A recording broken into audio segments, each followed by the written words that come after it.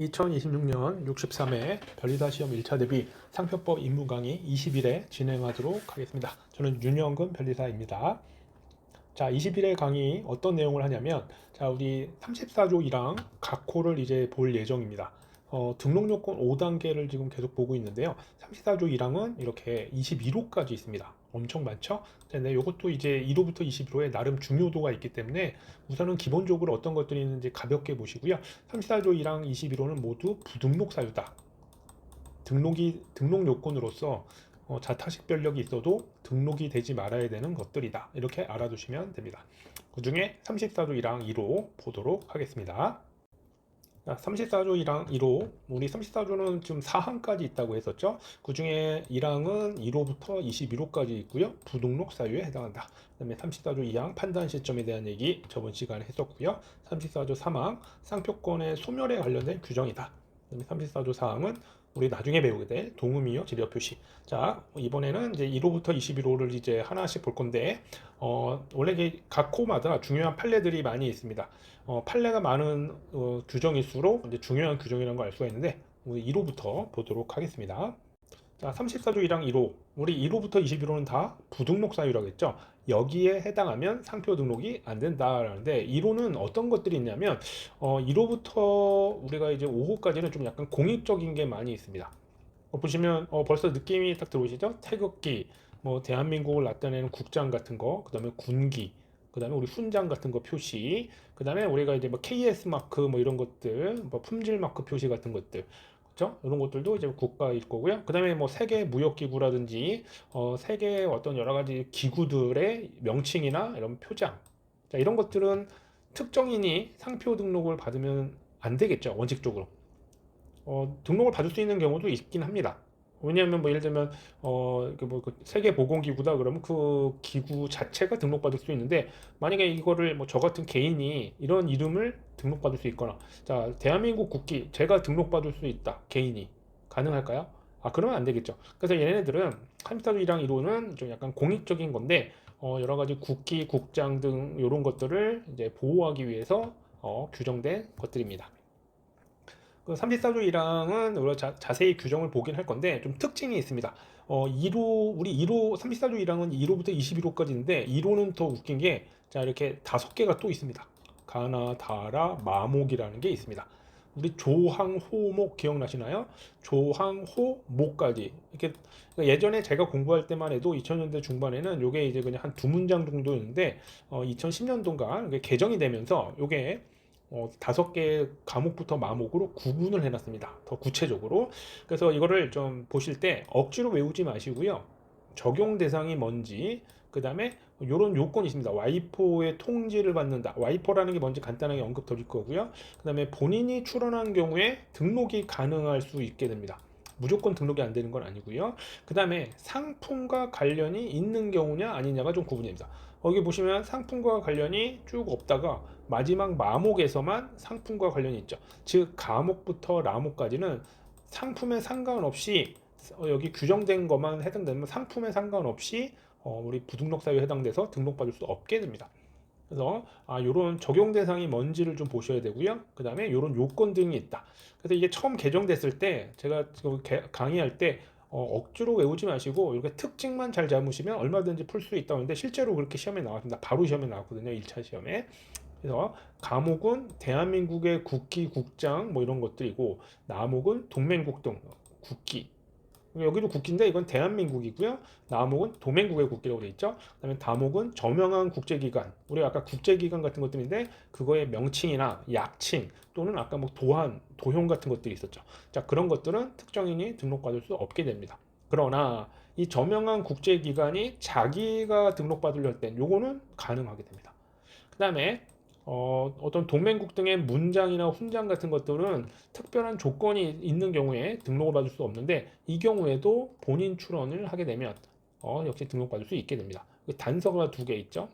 그 다음에 마목의 경우에는 그 대한민국이 아니라 그 해외의 어떤 감독용 인장, 우리나라의 KS 마크 같은 것들이 일본에도 뭐 JIS, 뭐 올마크 이런 것들이 있는데, 그런 것들은 역시 특정 조건 하에서 등록받을 수 없게 됩니다.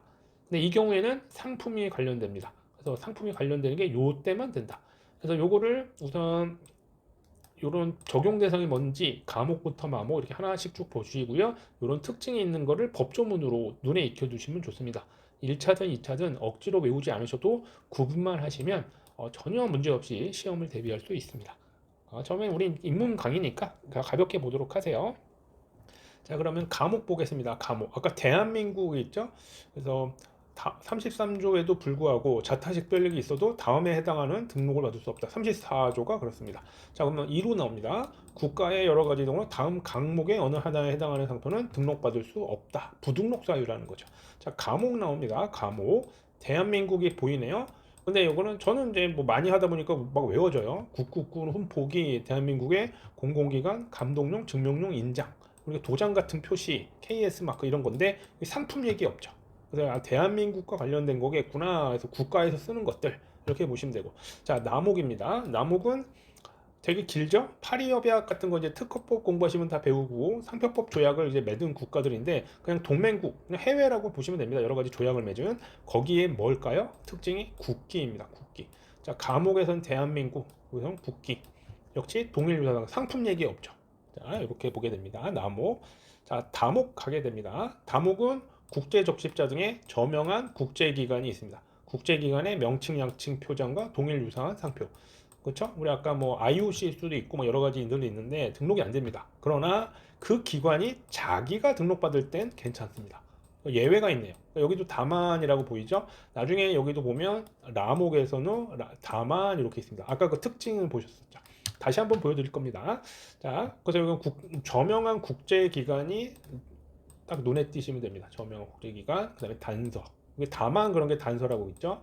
자, 그다음에 남옥 같은 경우에는 조금 나눠지는데, 자, 동맹국 등이 그 대신 이제 세계 지식재산기구라는 게 있습니다. 이게 나중에 공부를 하시게 되면 와이포라는 국제기구가 있어요.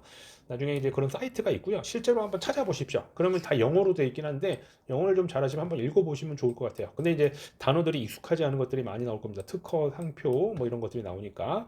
근데 세계 지식재산기구가 와이포인데 통지를 받고요. 거기서 특허청장이 지정했다라는 조건이 있어야 됩니다. 이렇게. 그런 동맹국 등의 여러 가지 그 동맹국에 쓰는 문장이나 이런 거, 그다음에 동맹국 등이 가입한 정부 간 국제기구, 뭐 나토 같은 걸 얘기하는 겁니다. 다목하고 좀 다르죠. 다목에서는 저명한 국제기관인데, 요거는 이제 정부 간 국제기구. 얘네들과 동일 유사 상표는 등록받을 수 없습니다. 그렇죠? 그렇지만 여기 역시 예외가 있게 됩니다. 근데 여기는 예외가 좀 보시면 동맹국 등이 가입한 정부 간 국제기구만 해당되지, 여기 동맹국 그냥 일반적인 동맹국 등이라고 되어 있는 요거는 조건에 해당되지 않아요. 자, 요게 좀 바로 이해가 안 되시더라도 그냥 요런 게 있다. 이라고 좀 보시면 될 것 같습니다. 그 다음에 이제 마지막 마목. 자, 여기 뭐지 또 역시 통지받았다 똑같이 있고요. 그 다음에 특허청장이 지정했다. 요거 아까 라목에도 있었었죠. 똑같이 이렇게. 근데 그 동맹국 등이나 그 공공기관의 감독용, 증명용 인장과 유사한 상표. 근데 여기 이제 상품이 나옵니다. 그러니까 요거는 이제 우리 감옥에서는 대한민국의 감독용, 증명용 인장도 있지만 마목의 경우에는 이렇게 해외에 관련된 거기서 사용하는 감독용, 증명용 인장, 울마크 뭐 이런 것들 해외에서만 사용하는 것들 이렇게 보시면 됩니다. 조금 내용이 많죠? 자, 요거를 이제 자꾸 눈에만 익혀두시려고 하시고요. 특징을 잡자 이거예요. 다시 한번. 자, 과목부터 마목이 있는데 적용 대상이 아까 뭐 대한민국, 국기, 국제기관, 동맹국, 그다음에 국제기구도 있었었죠. 그다음에 동맹국 등의 감독용 인장. 근데 우리가 본인 출원을 해서 등록받을 수 있는 게 아까 다목하고 라목에 있었고요. 와이포로부터 통지받고 특허청장이 지정한다는 게 라목하고 마목에 있었습니다. 그다음에 상품과 관련된 거는 마지막 마목에만 있었다. 자, 내용이 많은 것 같지만 이렇게 특징을 잡은 다음에 다시 한번 법조문을 보시게 되면 이런 것들이 좀 공익적인 게 되게 강하구나라고 생각하실 수 있을 겁니다. 그래서 이것들은 이렇게 억지로 외우려고 하지 마시고요. 이렇게 자꾸 특징을 잡아서 이 표 같은 걸로 정리해 주시면 좋습니다. 다음에 우리 기본 강의 때 또 자세하게 해드리도록 하겠습니다. 34조 1항 1호에 해당하게 됩니다. 자, 오늘의 공부 명언, 작은 반복이 큰 변화를 만든다. 꾸준히 계속하는 사람이 결국엔 성공을 합니다. 그리고 작은 변화라도 계속 작은 반복을 계속하다 보면 작은 변화가 생기고 그게 쌓이면 큰 변화를 만들게 되겠죠. 자, 오늘은 인문 강의 21회였고요. 다음 회차 때 또 찾아뵙도록 하겠습니다. 저는 윤영근 변리사였습니다. 감사합니다.